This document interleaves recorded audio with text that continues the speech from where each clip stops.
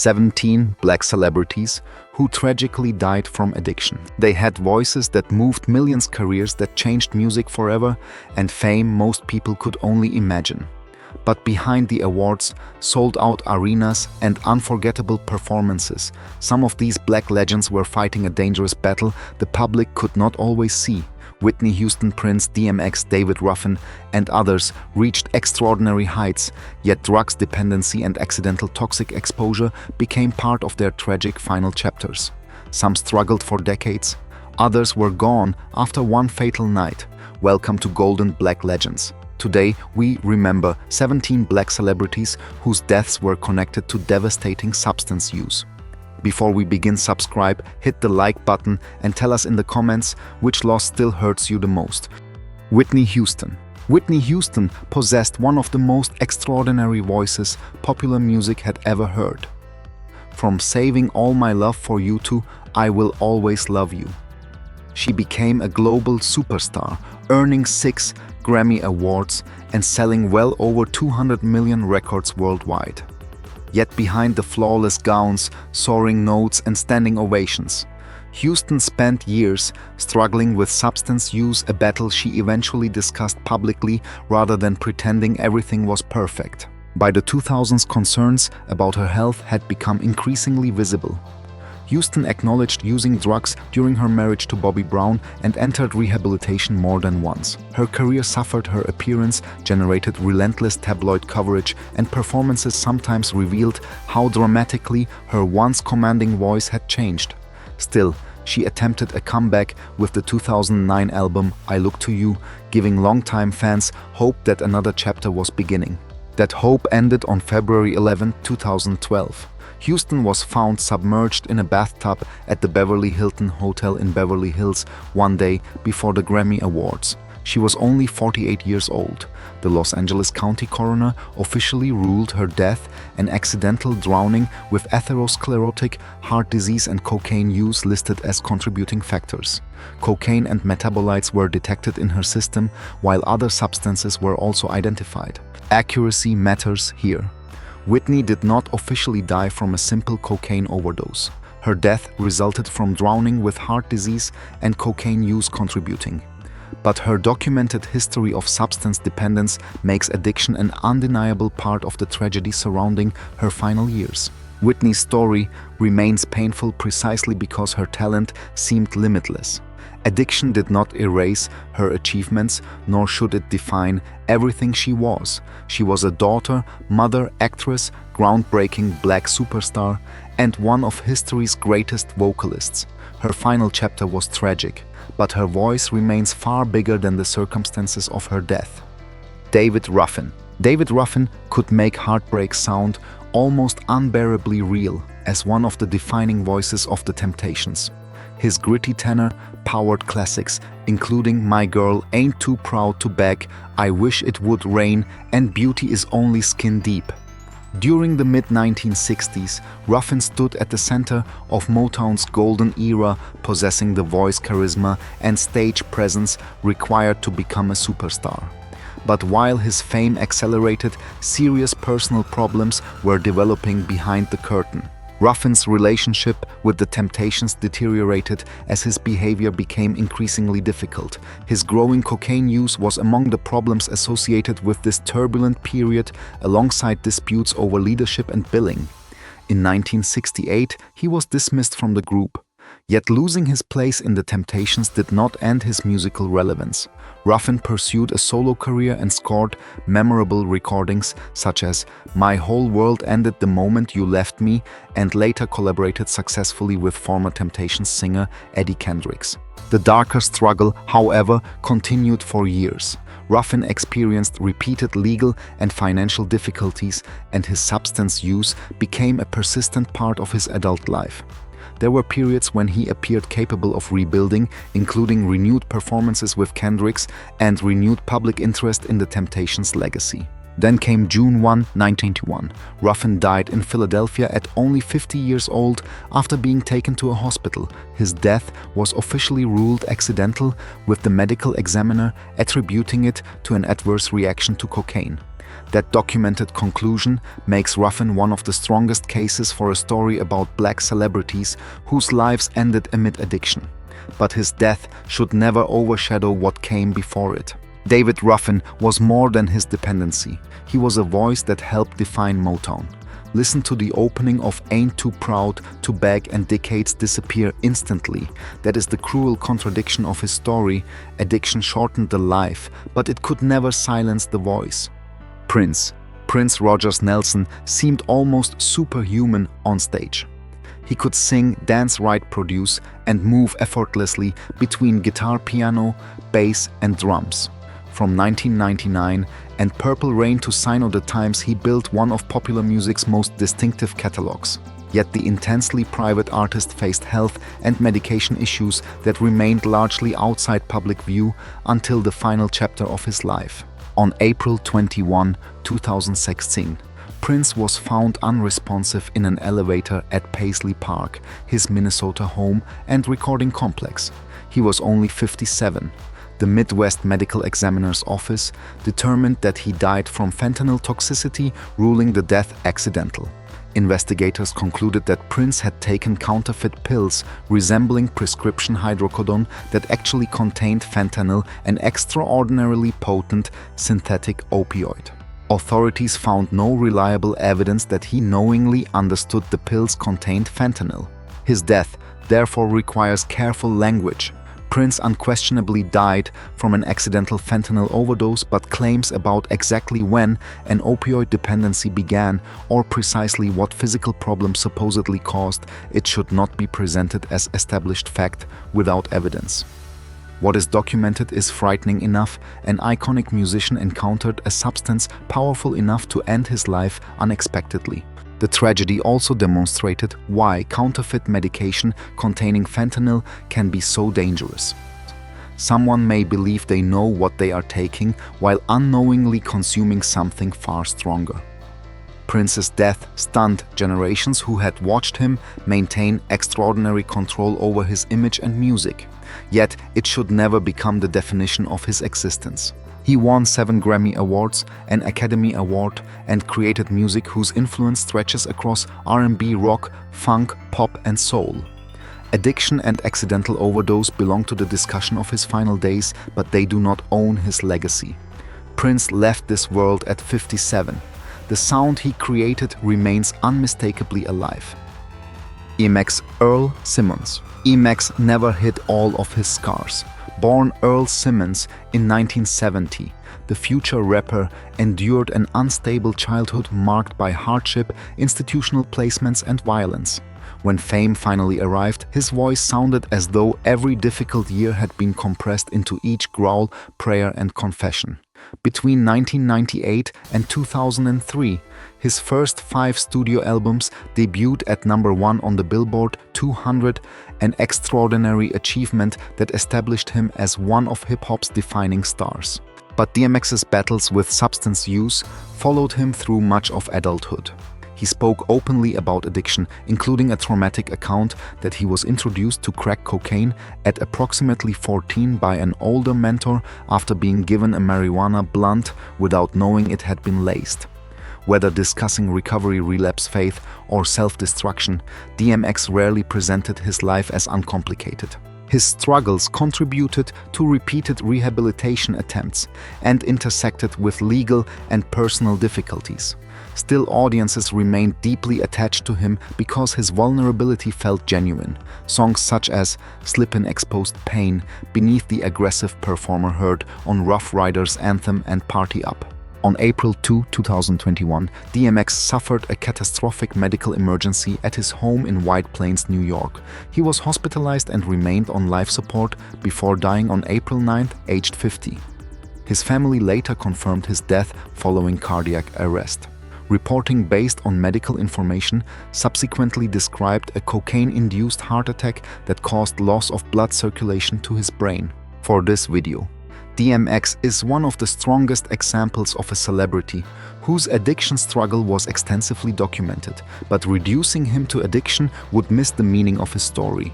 He was a father, actor, rapper, and deeply spiritual man who repeatedly searched for redemption. DMX spent years fighting something he openly acknowledged was powerful. His tragedy was not that he never fought back, it was that sometimes fighting back must happen again and again. Billie Holiday. Billie Holiday's voice carried a sadness that generations later still feels painfully intimate.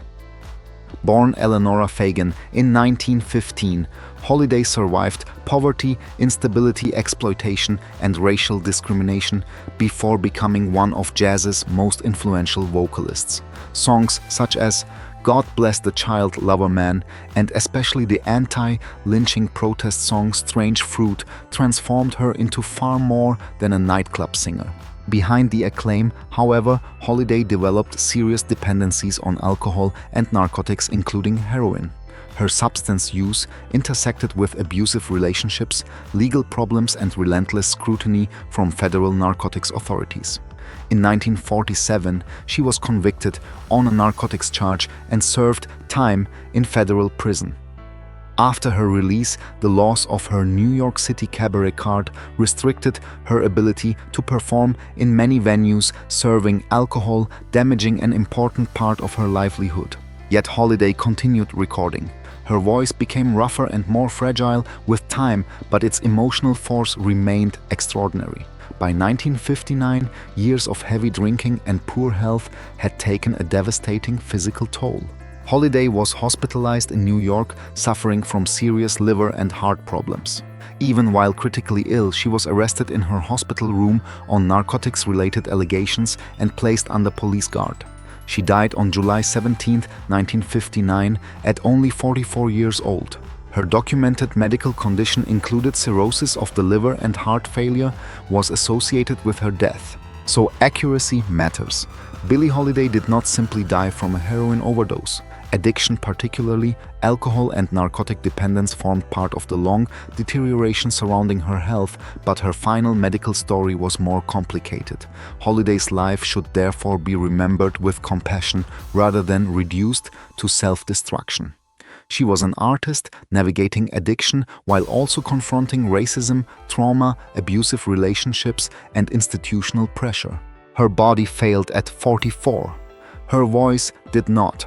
More than 6 decades later, Billie Holiday can still make a 3-minute recording feel like someone quietly telling you the truth. Michael K. Williams. Michael K. Williams became unforgettable by portraying characters who lived close to danger. His scarred face, quiet intensity, and emotional precision made Omar Little on The Wire one of television's most celebrated characters. Later performances in Boardwalk Empire, When They See Us, and Lovecraft Country demonstrated that Williams was far more than a single iconic role. Behind that remarkable career, however, was a struggle with substance use he discussed publicly. Williams never pretended success had automatically solved his problems.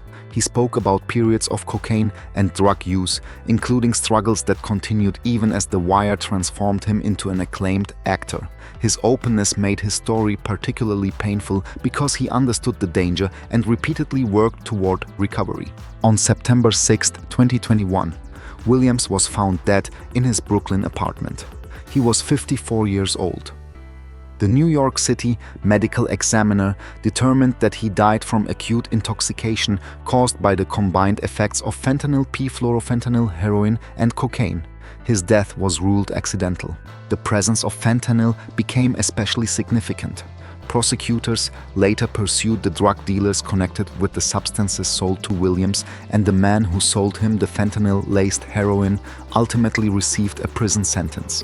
The case illustrated a frightening reality of the modern illicit drug supply. Fentanyl can dramatically increase the risk of fatal poisoning. Williams therefore fits the addiction-focused theme far more directly than several questionable names in the original transcript.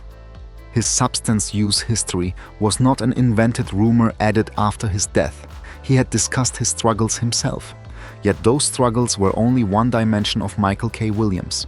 I earned 5 Emmy nominations and created performances filled with humanity, vulnerability, and contradiction. Omar Little became legendary, but Williams continually reminded audiences that damaged people could still possess dignity. His death at 54 was an addiction-related tragedy. His life, however, was the story of an artist who turned his own vulnerability into extraordinary empathy and placed that truth on screen. Rick James. Rick James built his reputation on excess long before the darker consequences became impossible to ignore. Born James Ambrose Johnson Jr. in Buffalo, New York in 1948, he emerged from the 1970s funk scene with an explosive combination of rock, soul, and R&B. By the early 1980s, songs such as Give It To Me Baby and Super Freak had transformed him into a major star, while his flamboyant image made him instantly recognizable. But behind the confidence was an increasingly destructive relationship with drugs. James later spoke openly about heavy cocaine use, and during the late 1980s and early 1990s, his addiction became intertwined with serious personal and legal problems. His career suffered dramatically. He was convicted in the 1990s in connection with assaults on women and served time in prison. Any responsible retelling must acknowledge those crimes rather than romanticizing his drug-fueled lifestyle as merely part of being a wild rock star. After prison, James attempted to rebuild his career, but his health deteriorated. He suffered a stroke in 1998 and dealt with cardiovascular problems. On August 6, 2004, James was found dead at his Los Angeles home. He was 56 years old. The Los Angeles County coroner attributed his death primarily to cardiopulmonary failure associated with multiple health conditions. Toxicology also detected several drugs, including cocaine and methamphetamine, and the death was ruled accidental. Therefore, describing his death as a straightforward cocaine overdose would be inaccurate. Still, addiction undeniably shaped major portions of James's later life. It damaged relationships, complicated his health, and accompanied some of his worst decisions. Rick James left behind influential music sampled and celebrated by generations. But his story also demonstrates something uncomfortable. Enormous talent does not cancel destructive behavior, and addiction may explain part of a person's decline without excusing the harm they caused. WRLD Jared Anthony Higgins. WRLD became the voice of a generation by speaking openly about emotions many young listeners struggle to express. Born Jared Anthony Higgins in Chicago, in 1998 he exploded into mainstream music with Lucid Dreams, a melancholy hit that reached number 2 on the Billboard Hot 100. Songs like All Girls Are the Same and collaborations with major artists quickly established him as one of hip-hop's brightest young stars. Yet references to prescription drugs appeared repeatedly throughout his music. WRLD discussed substance use with unusual openness, particularly his relationship with opioid painkillers such as Percocet and codeine-based substances. Friends and collaborators later described concerns about his consumption and efforts to encourage him to seek help. On December 8, 2019, shortly after arriving at Chicago's Midway International Airport aboard a private aircraft, Higgins suffered a medical emergency. Emergency responders transported him to a hospital where he was pronounced dead. He had turned 21 only 6 days earlier. The Cook County medical examiner later determined that WRLD died from oxycodone and codeine toxicity and ruled the death accidental. Unlike cases where an artist's connection to addiction is largely speculative, Higgins had addressed his substance use himself. That makes his inclusion in this story much stronger, though it is still important to avoid turning rumors about his final minutes into established fact. His death was particularly haunting because his career had barely begun. His album, Death Race for Love, had reached number 1 on the Billboard 200 earlier that year, and his audience was rapidly expanding worldwide. WRLD's music often sounded like a diary written in real time. Looking back, some lyrics feel painfully prophetic, but his legacy should not romanticize drug use. His story shows how quickly opioid dependence and toxicity can become fatal, even for someone whose future seemed almost limitless.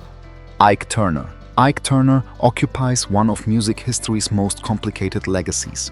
Born in Mississippi in 1931, he was an important figure in the development of early rock and roll and later became internationally famous through the Ike and Tina Turner Revue.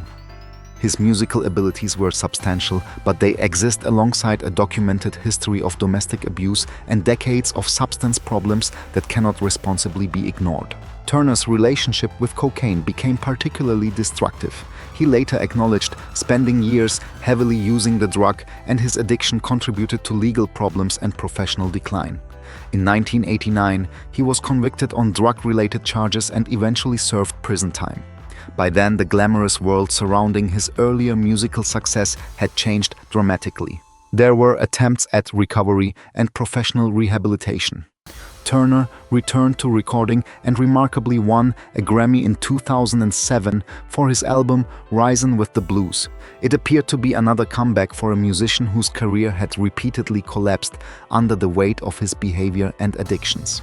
But on December 12, 2007, Turner died at his home in San Marcos, California at 76 years old. The San Diego County Medical Examiner determined that the cause was cocaine toxicity with other significant medical conditions, including hypertensive cardiovascular disease and pulmonary emphysema, contributing to his death. The manner was ruled accidental. That finding makes Turner one of the clearest cases in this series where cocaine directly played a role in the fatal outcome. Still, discussing his addiction should never become a way of excusing his abuse of Tina Turner or others. Substance dependence can worsen destructive behavior, but responsibility remains with the person committing the harm. Ike Turner helped shape American music, then spent years being consumed by cocaine and controversy. His final Grammy demonstrated that artistic talent remained.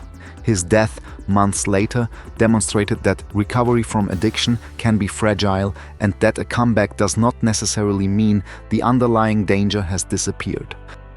Jimi Hendrix. Jimi Hendrix had only a few years of international fame, yet he permanently changed what musicians believed an electric guitar could do.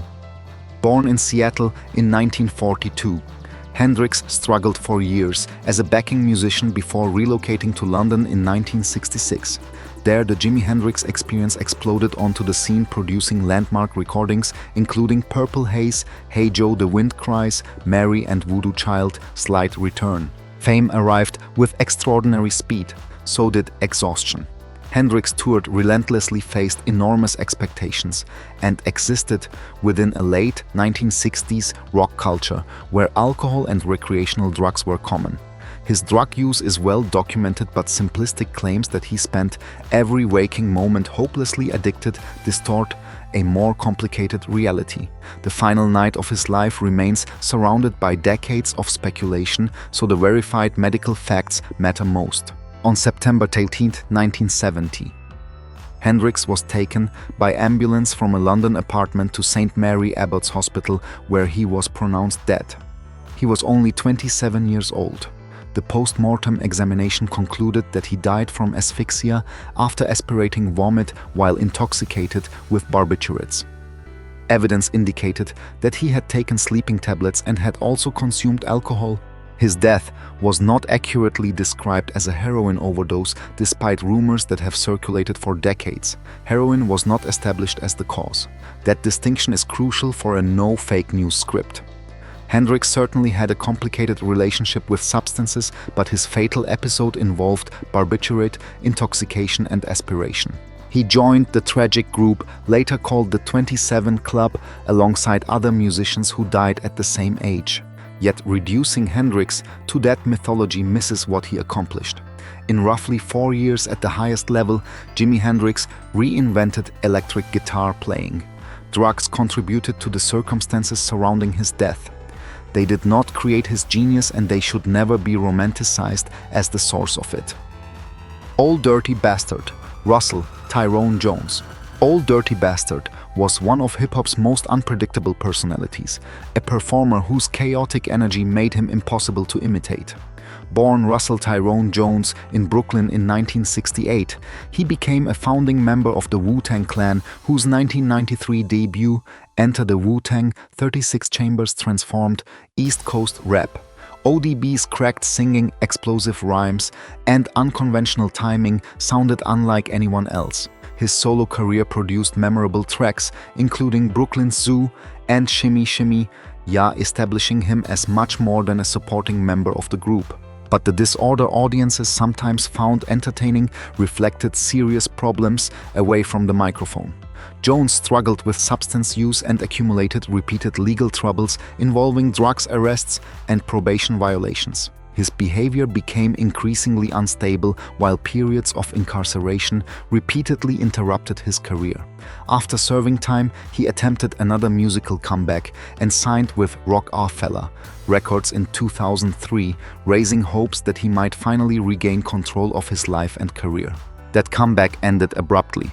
On November 13, 2004, just 2 days before his 36th birthday, Jones collapsed at Wu-Tang's recording studio in Manhattan. He was pronounced dead at 35 years old. The New York City medical examiner determined that his death resulted from acute intoxication caused by the combined effects of cocaine and tramadol, a prescription opioid pain medication. His death was ruled accidental. ODB therefore fits this addiction-related story far more clearly than many questionable cases. Yet his dependency should not become his entire identity. Behind the arrests and headlines was an artist whose originality helped make Wu-Tang one of hip-hop's most influential groups. Ol' Dirty Bastard lived chaotically and died painfully young, but the voice he brought to rap remains instantly recognizable more than 2 decades later. Phyllis Hyman. Phyllis Hyman possessed the kind of voice that could make heartbreak feel almost physical. Born in Philadelphia in 1949, the statuesque singer developed a devoted following through sophisticated soul and jazz recordings such as You Know How to Love Me Living All Alone and Old Friend. She also earned a Tony nomination for her performance in the Broadway musical Sophisticated Ladies. To audiences, Hyman appeared elegant, powerful, and commanding. Away from the spotlight, however, she endured serious emotional and psychological struggles. Hyman experienced depression for years and was reportedly diagnosed with bipolar disorder. Her difficulties were compounded by alcohol and drug use, professional frustrations, relationship problems, and profound loneliness. Those factors should be treated carefully. Substance dependence was part of her struggle, but reducing her life to addiction would ignore the significant mental health challenges she faced. On June 30, 1995, Hyman was found unconscious in her New York City apartment only hours before she was scheduled to perform at the Apollo Theater. She died later that day at 45 years old. Authorities determined that she had intentionally taken a fatal combination of prescription medications and alcohol. Her death was ruled suicide, not an accidental overdose. A note she left behind further supported that conclusion. That distinction is essential for a factual script. Hyman can be discussed in a story involving addiction and substance-related tragedy, but saying she simply died from addiction would be misleading. Her death occurred within a far more complicated intersection of mental illness, emotional suffering, alcohol, and medication. Phyllis Hyman's final years were painful, but they should never erase her artistry. Her recordings still reveal extraordinary control, vulnerability, and emotional depth. She died far too young, yet when her voice fills a room today, the tragedy briefly disappears, and the remarkable woman behind that voice takes center stage again. Coolio artist Leon Ivy Jr. Coolio became internationally famous through a song that sounded darker and more reflective than the colorful personality audiences often saw on television. Born artist Leon Ivy Jr. in Pennsylvania in 1963 and raised in Compton, California, he spent years developing his career before breaking through during the 1990s. Then came Gangsta's Paradise in 1995. The track became a worldwide phenomenon, topped the Billboard Hot 100 and earned Coolio a Grammy Award for Best Rap Solo Performance. His road to that success had not been easy. Coolio publicly discussed earlier struggles with drug use, including crack cocaine, before establishing himself professionally. He eventually expanded beyond recording into television acting, cooking, and reality entertainment. Although he never again matched the enormous commercial peak of Gangsta's Paradise, he remained recognizable for decades and continued performing internationally. On September 28, 2022, Coolio was found unresponsive at a friend's home in Los Angeles. He was pronounced dead at the scene at 59 years old. Months later, the Los Angeles County Medical Examiner determined that his death resulted from the effects of fentanyl, heroin, and methamphetamine. Cardiomyopathy, asthma, and recent phencyclidine use were listed as other significant conditions, and his death was ruled accidental. Those findings make Coolio's death clearly substance-related. However, they do not justify inventing details about exactly what he believed he was taking during his final hours. The confirmed toxicology results are powerful enough without speculation. Coolio's death came as a shock because he had remained active and visible. For many listeners, his music instantly brings back the 1990s. His final chapter demonstrates how dangerous fentanyl and mixed drug exposure can be, even decades after someone first confronted substance use problems. But Coolio deserves to be remembered for more than how he died.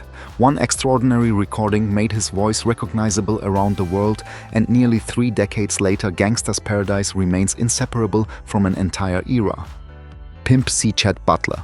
Pimp C helped build the sound of Southern hip-hop long before the region dominated American rap. Born Chet Lamont Butler in 1973 and raised in Port Arthur, Texas, he formed UGK Underground Kings with Bun B. As rapper and producer, Pimp C brought blues, soul funk, and thick bass lines into the duo's unmistakable sound. Records such as Pocket Full of Stones established UGK's reputation, while appearances on Jay-Z's Big Pimpin' and 3-6 Mafia's Sippin' on Some Syrup introduced them to an even larger audience. Behind the success, prescription cough syrup containing codeine became part of Pimp C's life. The drug mixture, commonly called lean or purple drank, had become closely associated with parts of Southern hip-hop culture, but its dangers were very real. Codeine is an opioid capable of suppressing breathing, making it especially dangerous for someone with respiratory problems. On December 4, 2007, Pimp C was found unresponsive in a room at the Mondrian Hotel in West Hollywood. He was pronounced dead at only 33 years old. The Los Angeles County coroner later determined that his death resulted from the combined effects of codeine and pre-existing sleep apnea. His death was ruled accidental. The medical findings are important because Pimp C did not simply die from an unspecified drug overdose. Codeine combined with a condition that already interfered with normal breathing. The timing made his death particularly painful. UGK had finally achieved a #1 album on the Billboard 200 with Underground Kings earlier in 2007 after years of building influence from the South upward. Pimp C died just as mainstream recognition was catching up with his importance. His story became a lasting warning about the dangers of opioid-based mixtures that popular culture sometimes treated casually. His life ended at 33, but the sound he helped create continued shaping Southern rap for generations. Len Bias. Len Bias appeared destined to become one of basketball's next great superstars. Born in Maryland in 1963, he developed into an extraordinary forward at the University of Maryland, combining explosive athleticism with scoring ability and physical strength. Bias earned ACC Player of the Year honors twice and became one of the most celebrated college players in America. On June 17, 1986, the reigning NBA champion Boston Celtics selected him with the 2nd overall pick in the NBA draft. Less than 2 days later, the dream was over. In the early hours of June 19, Bias was with friends at a University of Maryland dormitory when he used cocaine and suffered a medical emergency. Attempts to revive him failed and he was pronounced dead at a hospital. Len Bias was only 22 years old and never played a single NBA game.